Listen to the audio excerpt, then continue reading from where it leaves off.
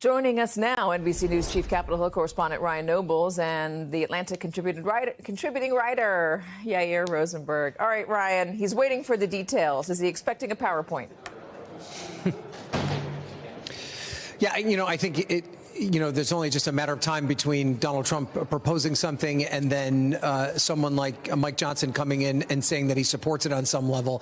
What was interesting about the speaker yesterday was I specifically asked him, is this an America First proposal to suggest that the United States was going to go into a war-torn region with American troops and then reclaim a piece of land, especially given the fact that Donald Trump has been so critical of previous efforts by the United States federal government to take this sort of action. And his response was, well, it's just an idea.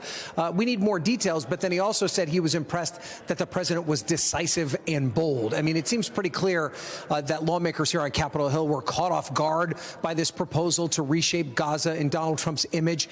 But at the same time, they don't want to step away from Donald Trump. They know that even a slight criticism of the president could lead to political consequences for them down the road. But up here on Capitol Hill today, you have the Prime Minister, Benjamin Netanyahu, who I think is safe to say has had somewhat of a lukewarm reception to Donald Trump's proposal to move the United States into an interest into Gaza, and even specifically said today, when asked by reporters if he thought U.S. troops in the region was a smart idea, and said that he had no expectation for that and wasn't looking for it. So Congress has a very delicate balance here in terms of how they approach this. Republicans specifically want to show support for Israel. They want to show support for Netanyahu specifically, but at the same time, they don't want to cross Donald Trump. And so there's no doubt a delicate balancing act here, Katie.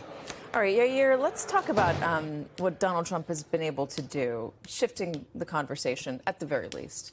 There's been a conversation over decades now that the only solution is a two-state solution and that it can be achieved as long as there are willing partners in the negotiation. It has failed multiple times. The two sides have never been farther apart than they maybe are right now. And while Donald Trump's idea that's been offered is getting panned, very rightly so, for the idea that they're just going to move Gazans off their own land, the conversation has changed. You're right about this. Yeah. So what Trump has always been very good at doing is identifying pieces of the expert consensus that haven't been working. And saying, hey, everyone, the emperor has no clothes. We keep doing these same things over and over again, whether it's, hollowing out our industrial base in America and then, not dealing with the consequences and saying it's all going to work out in the economy, or looking geopolitically and saying we keep doing the same thing in the Israeli-Palestinian conflict and not getting anything better. In fact, it's gotten worse. Yeah. Then he proposes something like a half-baked pseudo-solution, which people rightly then deconstruct and say this is a terrible idea. It's not going to solve the problem. Makes no sense. But he has identified something that obviously isn't working and that does need something else. So I wonder, does the virtue of him being so extreme on this, does it spur some other governments in the region to come out and say, all right, we're going to get involved in a way that they maybe haven't wanted to be involved in the past? I think that's a good way to put it, which is to say that this is Trump throws out proposals and then they go through a whole workshop where lots of people give him feedback and input, and then he starts, shifting and changing, and people will call it a negotiating tactic. That gives it a lot of conscious credit. It's more like he's stream of consciousing, and then other people come and they help, shift his thinking by making clear what their needs are. He's going to be meeting with leaders from other Middle Eastern countries, not just Netanyahu, in the near future, from Egypt, from Jordan. All these people are going to make quite clear to him what their red lines are. And by the end of that process, we might find, okay, something here has shifted, but it won't look like what he started out with. I mean, Egypt and Jordan have both said that they're not going to take Palestinians. They don't want to take large numbers of Palestinian refugees, essentially.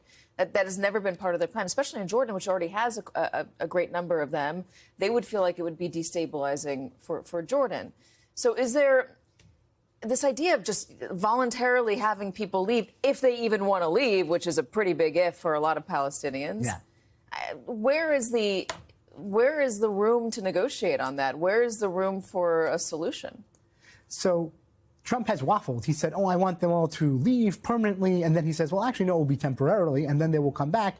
It's easier for us to rebuild. They have reason to believe it wouldn't be temporary. They're given Palestinian history, and also just the fact that Palestinians themselves might say, not a certain percentage, right? We've had a terrible life here. We'd like to live somewhere else and stay. It's not clear whether there is a better version of this. But there is a possibility, not in Jordan or Egypt, but in other countries, saying that we will, house some Palestinians, but with guarantees that they can go back. You could do Gaza piece by piece and rebuild it and bring people back. The issue is that would then become probably a difficult conversation with Israel's far-right coalition. So would Israel? Yeah. I mean, Donald Trump talks about how Israel's going to hand over Gaza after the fighting is over. Is Israel? Would they want to hand over Gaza to the United States? It's a great question. Israel, Netanyahu's phrase is Israel will always defend itself by itself. The ethos of Israel is that, this is a persecuted people that now stands up for itself, fights its own wars. It does rely on diplomatic and a lot of other support from the United States, but it's always its own soldiers. Yeah. This would put U.S. soldiers in the way. It would diminish Israel's security capacity, and it would also mean that U.S. soldiers might die for Israel, which is not something Israel wants. All right, Yair Rosenberg, thank you very much for joining us. Always really good to have you.